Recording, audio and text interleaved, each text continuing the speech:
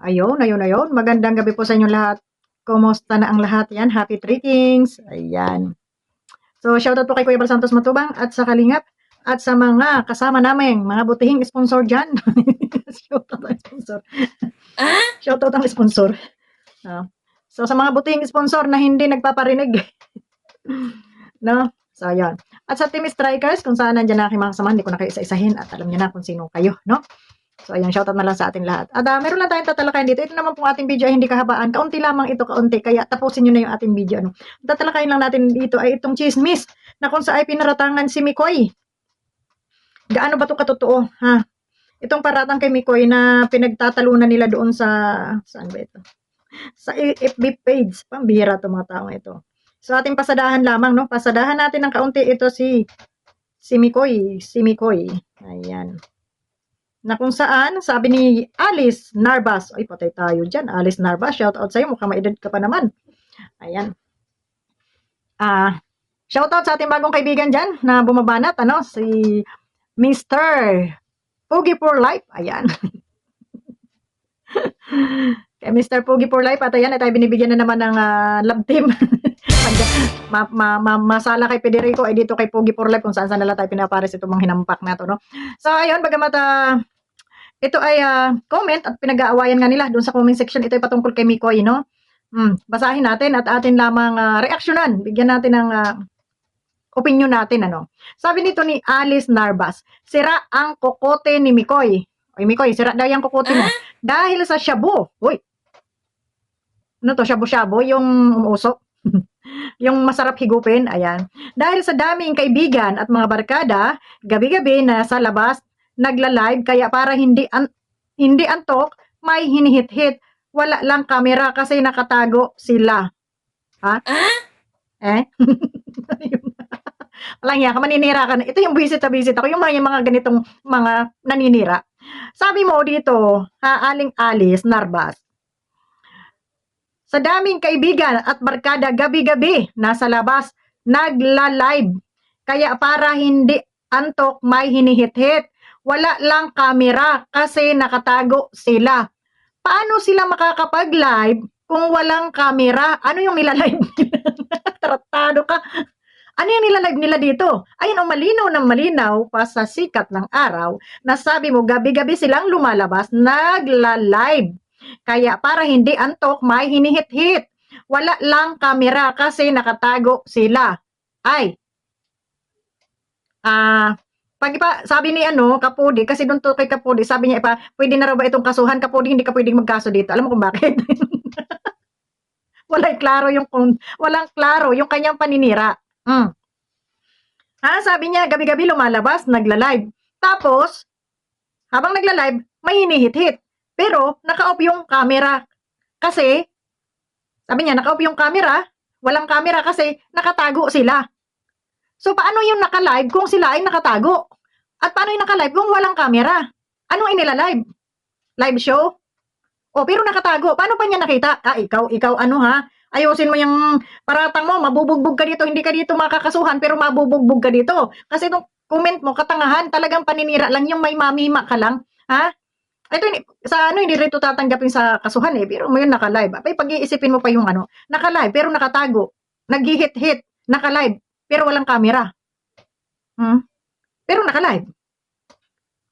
Anong klase yun? So ngayon, ito ay isang paninira. Kung bugbugin ka nito ni Mikoy, di kawawa ka.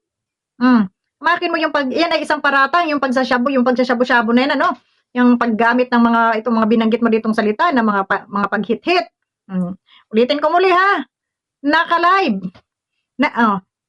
Gabi-gabi, lumalabas, mga barkada, nasa labas, nagla-live, kaya para hindi antok, may hinihit-hit. Wala lang kamera kasi nakatago sila. Parang naluka ko din mag-isip. Lang hiya tong chismosa na to. Hoy, chismosa. Bira ka. Magchichismis ka lang katarataduhan pa. Ito yung sinasabi ko sa inyo. Huwag kayong manira kung wala naman kayong preba. Wala kang preba dito. Sabi mo, naka-off ang camera. Kung tanungin ka doon, sigurado ka sa sinasabi mo na ako ay adik? Paano mo kami nakita? Ay sabi mo naka-live. Tapos, sabi mo nakatago. Walang camera kasi nakatago. Sino nakatago? yung naghihit-hit. O, paano mo nakita? Wala palang camera. Wala ka naman yata doon sa pinanggalingan. So, ibig sabihin, marites ka lang. Ay, masasapo ka dito ng pulis, aling-alis.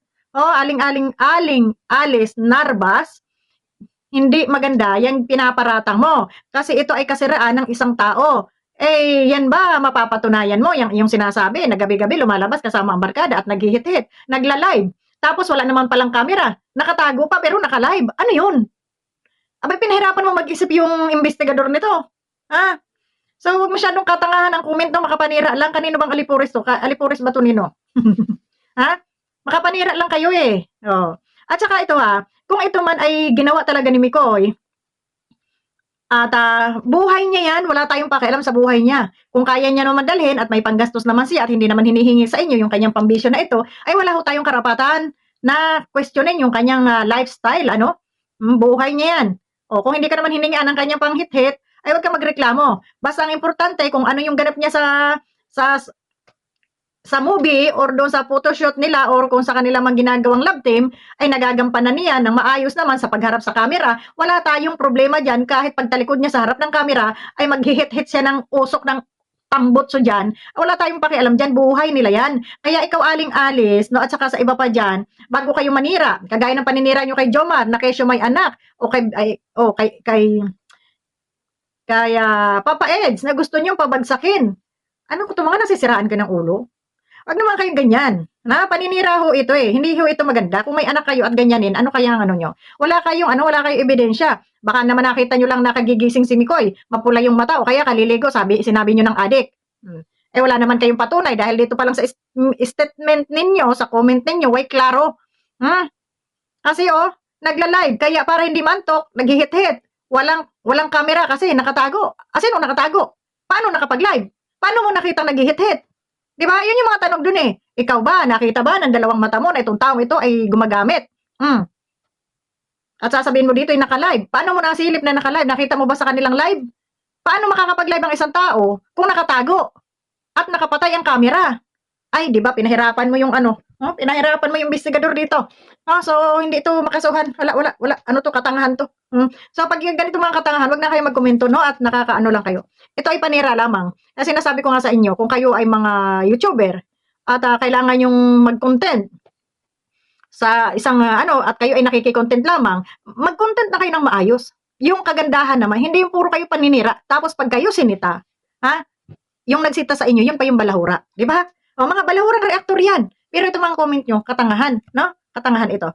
So, yan. At hanggang dito na lang. At wala paninira ito kay Mikoy. Sampalin mo na lang to, Mikoy. So, yun lang. At maraming salamat sa inyo. And God bless. Abang tayo tayo ay gagawa ng next video natin patungkol dito kay Hubakon at kay Sir July. So, yun. Abangan natin. At gagawa pa tayo. Ito pinasadahan ko lamang pinasadahan ko lang itong kay Mikoy nito. So yun, maraming salamat and God bless sa inyo. Itong comment natin na ito, katangahan ito, paninira ito para kang si Sangkay. Ayan. So yun lang. Bye-bye.